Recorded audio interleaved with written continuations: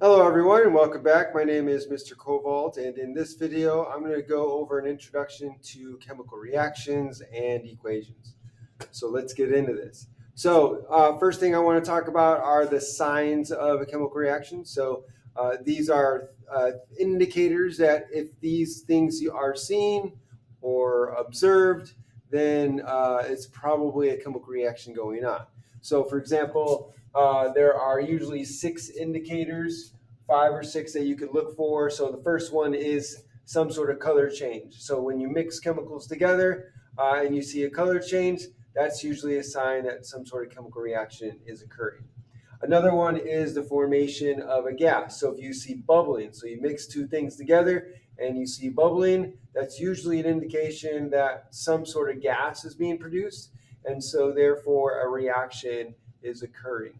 Now, does bubbles always mean a reaction is occurring? No. You boil water on your stove and you see bubbling, and that is not a chemical reaction. That is a physical change, and that's just the boiling of whatever the substance you are heating up.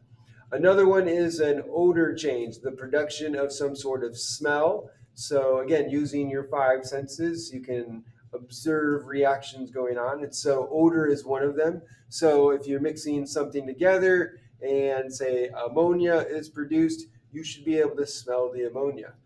Okay, so gases, smells. Another thing to look for is the formation of a precipitate. A precipitate is what we call a formation of a solid from non-solid reactants. So you mix two aqueous solutions together, and or two solutions together, and you see something form like cloudiness or something along those lines, then that would be an indication of a precipitate. Usually it looks cloudy, and if you wait long enough, it'll settle down to the bottom and you'll get some sort of stuff on the bottom of your beaker or your container. And so if that happens, then that would indicate that you have a chemical reaction. The other one is the absorbing and releasing of heat. So whenever you're doing a reaction, you might want to use feel or kind of bring your hand near the reaction vessel and see if it's hot or cold. And usually, if you feel that it's hot or it's cold, or if you're using a thermometer and the temperature goes up or down, that is usually a good indication that you have a chemical reaction going on. And finally, the production of light. So some reactions, for example, if you heat up and light a magnesium strip, the magnesium strip will start to burn in the presence of oxygen, and you'll see a really bright light. So that's definitely the occurrence of a reaction going on. So these are the signs of a reaction. So any of these that you see, you probably have some sort of reaction going on.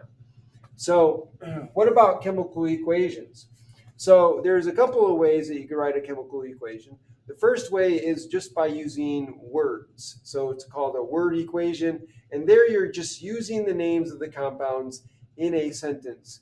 And basically, you're saying, okay, what reacts and what is produced. So, here's an example.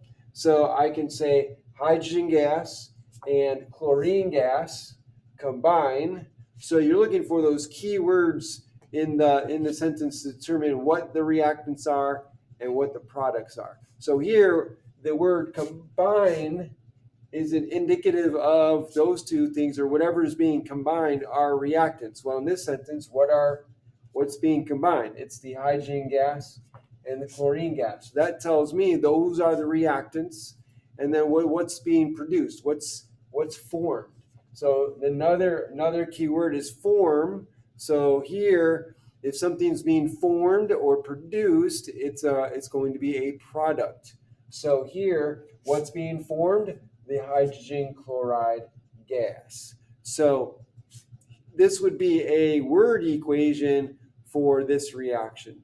Another way to do it is just to write the skeletal equation, and that's where you, instead of writing words or names of the substances, you're writing the formulas. So here's an example. So I took this word equation and I wrote it as a skeletal equation. So hydrogen gas, so we have H2 gas plus Cl2 gas. So this is chlorine, this is hydrogen. So hydrogen gas plus Cl2 gas, G. And then the arrow means you're producing something. So the arrow points towards the products. And then you've got 2HCl gas. So I've got the formulas of the substances. My hydrogen and my chlorine are the reactants. My HCl, my hydrogen chloride, is the product. So this would be your skeletal equation. So this brings me finally to the general setup of your chemical equation.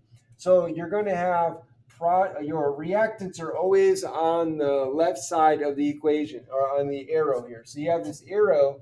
The arrow is always pointing towards products. So your products are on the right side of the arrow, and your reactants are on the left side of the arrow. And the other thing to notice is the states of matter. So we always write states of matter after the formula. So here, G is used to indicate that this is a gas. L is used to indicate that this is a liquid. S is used to indicate that this is a solid. And of course, we have AQ. And for those of you who don't know what AQ refers to, it refers to aqueous. And what does aqueous mean? Well, if you think back to the word agua for water in Spanish, or the Latin root aqua for water, that is referring to something being dissolved in water. So aqueous means we have something dissolved in water. So it's a solution. So that is what aqueous means. And these are the four states that we have when we're writing our chemical equation. And last but not least, what's really important for chemical equations, and especially if you're translating something from words, a lot of times your teacher or your professor will give you a homework problem or some sort of problem, and they want you to say, like, balance the equation. Well, they'll give you this, and then you need to translate that into this. So one of the things you need to know are what elements on the periodic table exist as molecules. So most of the elements on the periodic table are single atoms. They don't exist as molecules, but there are a few that you definitely need to know. As you can see here, hydrogen. I could make a mistake. Many students make a mistake when they're translating hydrogen gas. They'll write, instead of H2, they'll write H and then G. Or for chlorine, they'll write Cl and then G. And so not realizing that these are molecules in their natural state. So these are a list of the molecules you should know. So for example, you have H2, N2, O2 for oxygen, nitrogen, fluorine is F2, chlorine is Cl2, bromine is Br2, and iodine is I2. So these are the 7 diatomic molecules or diatomic elements that you should know when for the purposes of balancing equations. There's 2 others that you probably should know. These are often used. So phosphorus often exists as P4, and sulfur often exists as S8. So you might see these 2 as well. So you can come up with a mnemonic device to help you remember these 7, right? So one is horses need oats for clear brown eyes. So hydrogen, horses need oats for clear brown eyes. So that's another one. So, or that's one of them. There's others out there, I'm sure, that you could use. I don't know a mnemonic device for that, so you might just have to come up with your own. So this is an intro. So this is my introduction to reactions and equations. So I hope this was helpful. I hope you learned something from this. And if you did, please help me out by liking, hitting that like button, like my channel, subscribe to my channel, hit that notification bell right over here. And put a comment down in the comment section below. Let me know what you think, and if you have any questions or have any comments for me. Thanks for joining me. Have a great day.